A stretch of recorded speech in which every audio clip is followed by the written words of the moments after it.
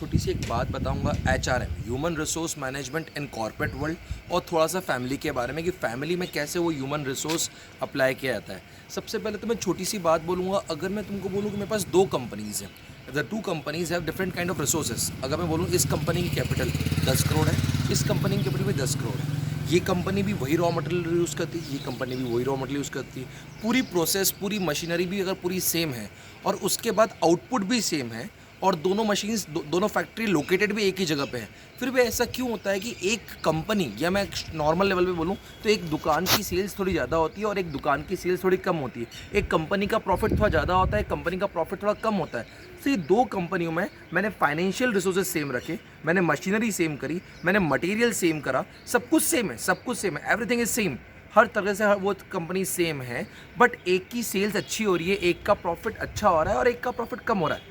क्या ये महज एक इत्तेफाक की बात होती है? आप खुद चेक कीजिए, बहुत बार आपके आसपास अगर आप दो कोई शॉप्स देखेंगे तो एक शॉप बहुत चलती है, एक कैफ़े बहुत चलता है, एक कैफ़े बिल्कुल नहीं चलता। सर दोनों में फ़र्क कहाँ पे होता है? सर एक फ़र्क जो कभी भी कोई कंपनी किसी और कंपनी का कॉपी नहीं कर सकती, वो होता है बेटा human resource management. Human resource management मतलब वहाँ की इंटेलेक्चुअल कैपिटल, वहाँ के एम्प्लॉयज़, वहाँ का ओनर, वहाँ के ओनर की सोच, that comprise of KSA, knowledge, skills and ability. अगर आपका नॉलेज, मैं आपको बता सकता हूँ, आप किसी भी एक कंपनी का डुप्लीकेट बना सकते हो प्रॉपर तरीके से, उसका एज इट इज़ क्लोन बना सकते हो in terms of financial resources, monetary resources, material, but आप उसके इंटेलेक्चुअल की कॉपी नहीं कर सकते। तो सर आप क्या कहना चाहते हो? मैं आपको एक बात बताना चाहता हूँ, always invest in knowledge. Invest in knowledge मतलब नॉलेज, स्किल्स एंड एबिलिटी। दो प्रधानमंत्री हैं, एक तरफ डॉक्टर मनमोहन सिंह थे, एक तरफ मोदी जी थे। सर दोनों में फ़र्क क्या है? दोनों के KSA का फ़र्क है, नॉलेज, स्किल्स एंड एबिलिटी। सिर्फ नॉलेज का होना पूरा काफ़ी नहीं होता, उसके बाद आपका स्किल्स भी होनी चाहिए, एबिलिटी भी होनी चाहिए उस चीज़ को इम्प्लीमेंट करने की, उस चीज़ को आगे बढ़ाने की। अगर मैं छोटी सी बात बताऊँ तो एक श्लोक आता है रामायण से, पूत कपूत तो की धन संचिए, पूत सपूत तो की धन संचिए।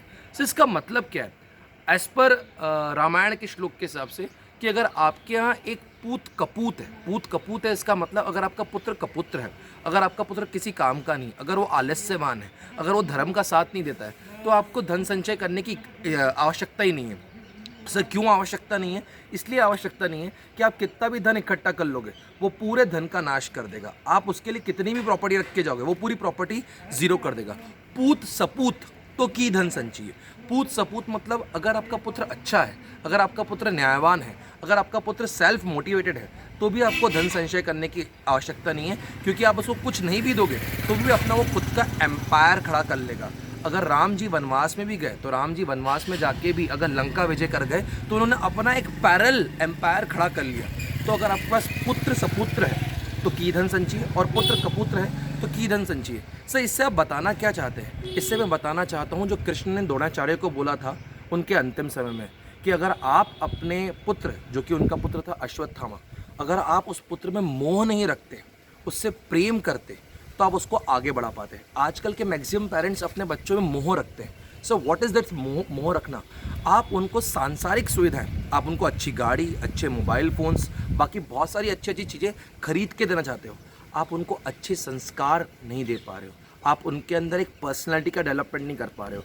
और बहुत बार अगर मैं इसी को थोड़ा सा मैनेजमेंट बाय ऑब्जेक्टिव से देखूं तो बच्चा जो अपने पेरेंट्स में देखता है वही सीखता है। अगर उसने अपने पेरेंट्स को चालाकी करते हुए देखा तो उसने वो सीख लिया। उसने छोटी सी टेंडर एज में देखा कि कैसे मेरे पापा ट्रिक्स यूज़ करके एक अच्छी बार्गेनिंग करा लेते हैं, कैसे मेरे पापा अच्छी ट्रिक्स यूज़ करके किसी को बेवकूफ़ बना देते हैं। तो और वो जब बच्चा कभी करके आता है पहली बार तो उसको घर पे डांट नहीं लगाई जाती, उल्टा उसकी बातों को एस नटखट लीला समझ उसको अप्रिशिएट किया जाता है। वो चीज़ें जब बढ़ते बढ़ते बाद में जब वही ट्रिक्स खुद के परिवार में यूज़ होती हैं या समाज में यूज़ होती है तो हमको समझ में नहीं आता ये आउटपुट कैसा आ गया। सर ये आउटपुट हमारा ही प्रोडक्शन है, ये आउटपुट हमारी ही सीख है, ये आउटपुट हमारी ही देख रेख है। तो सर क्या आर्ट ऑफ पेरेंटिंग बहुत इंपॉर्टेंट है बेटा, मैनेजमेंट बाय ऑब्जेक्टिव बहुत इंपॉर्टेंट है।